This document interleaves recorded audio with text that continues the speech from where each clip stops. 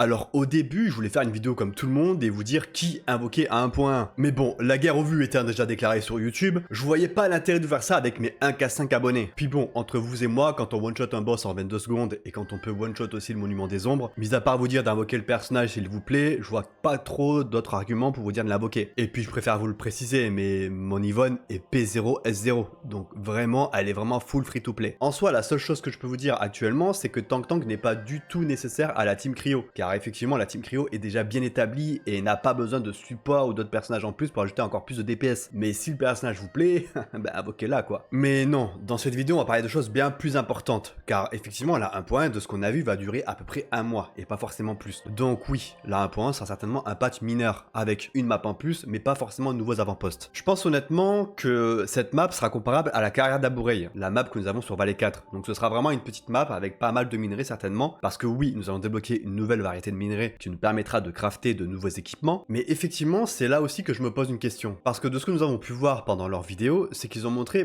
plusieurs variétés d'équipements, et parmi celles-ci, il y a des équipements avec la mention haute. Et là où je me pose la question, c'est que par exemple ma Levatane que j'ai déjà équipée et qui m'a pris beaucoup de temps, est-ce que je vais devoir potentiellement changer son gear? En soi, je ne suis pas contre l'idée d'ajouter de l'équipement. Maintenant, on a quand même beaucoup d'équipements qui vont être ajoutés dans cette nouvelle mise à jour. Et c'est vrai que si je dois déjà changer le gear que j'ai mis sur ma Levatane ou même par exemple sur mon Yvonne, cela pourrait peut-être être problématique. Mais j'ai peut-être mon idée là-dessus. Car si on regarde bien la vidéo, en soi, on peut voir peut-être un set ou deux. Mais par contre, les autres sont souvent des pièces avec un torse, des gants, un torse, deux kits ou encore des gants et un kit. Donc pour moi, il est fort probable qu'on ait potentiellement un set pour Tank Tank et un set pour Rossi, mais que le reste soit potentiellement des équipements uniques. Et donc, par exemple, on pourrait avoir un torse avec énormément d'intelligence, des gants avec un trait principal énormément augmenté ou même avec beaucoup de crit. Et ça pourrait être comparable un petit peu à des équipements légendaires, comme par exemple, on sait que sur Acclated Field, on peut équiper 3 pièces et qu'on a une 4ème pièce, un 4ème slow libre. Et c'est là où je me dis que peut-être ils ont pensé à faire des équipements uniques qu'on pourrait équiper à ces emplacements-là. Et comme on en a certains qui sont déjà actuellement disponibles dans le jeu, il est fort probable que ce soit ça qu'on ait également avec cette 1.1. Et de toute façon, ils ont mentionné qu'il n'y aurait pas de power creep avec ces sets. Et je pense honnêtement que ce serait se tirer une balle dans le pied que de mettre un set qui remplace déjà le set de Levatane qu'on a pris 4 semaines à augmenter. Ce que nous savons déjà avec cette 1.1, c'est que nous n'aurons pas de nouveaux avant-postes. Nous pourrons augmenter le magasin de redistribution, nous pourrons augmenter le dépôt et potentiellement autre chose, mais nous n'aurons pas de nouveaux avant-postes.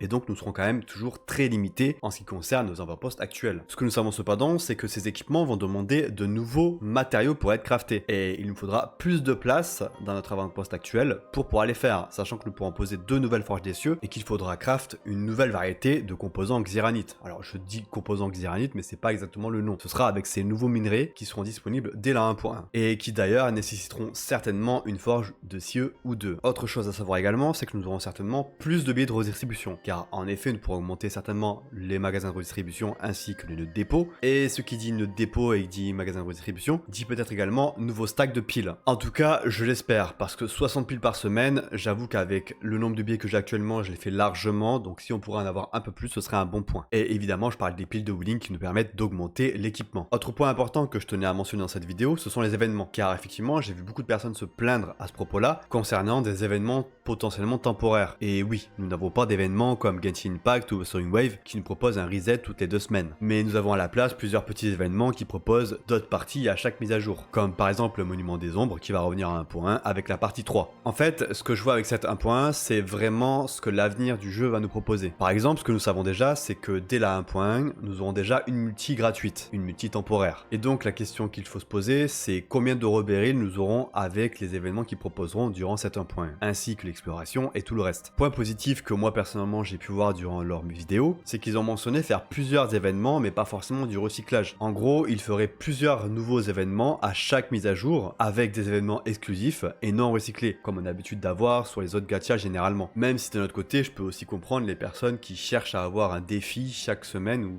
plus ou moins toutes les 2 semaines. Et pour le coup, je pense que le mode agonie n'est qu'un début et qu'il devrait proposer peut-être un 3e mode pour les personnes qui vont jusqu'à l'optimisation maximum. Et donc qui cherche un défi digne de ce nom. Car personnellement, de mon côté, je vois Arc Titanfall un peu comme un MMORPG ou un peu comme un RPG. C'est-à-dire qu'à l'instar de World of Warcraft où nous avons par exemple plusieurs modes de raid disponibles, je pense, et il est fort probable, que Arc Titanfall nous fournisse à l'avenir peut-être un mode similaire. Car sinon, je ne comprendrais pas l'idée de pouvoir monter des gears aussi hauts et des compétences aussi hautes, ou même des essences, et qui par la suite nous permettent de one-shot quasiment tout le jeu. Et en soi, ce n'est pas du tout une critique aux personnes qui jouent au jeu de manière casuale, car en soi, le mode d'agonie du Monument des Ombres ne donne pas du tout de rebéril, et donc n'est pas forcément nécessaire à faire. Et quand je vois le nombre de personnes, moi y compris, qui cherchent à chaque fois à tuer Rodine d'une manière la plus rapide possible, je pense que pour ces personnes-là, ce serait plutôt cool d'avoir un défi digne de ce nom. Mais bon, vu que nous sommes sur un gacha et que les personnes ont tendance à râler très facilement, il y a très peu de chances que ça arrive un jour. Même si moi, de mon côté, je le garde d'un côté de la tête. Les gars, c'était Robag, j'espère que la vidéo vous plaira. Je remercie toutes les personnes qui utilisent mon lien Lootbar qui se trouve en description. N'hésitez pas à me donner votre avis en commentaire sur cette vidéo. Je vous dis à très bientôt, la bise.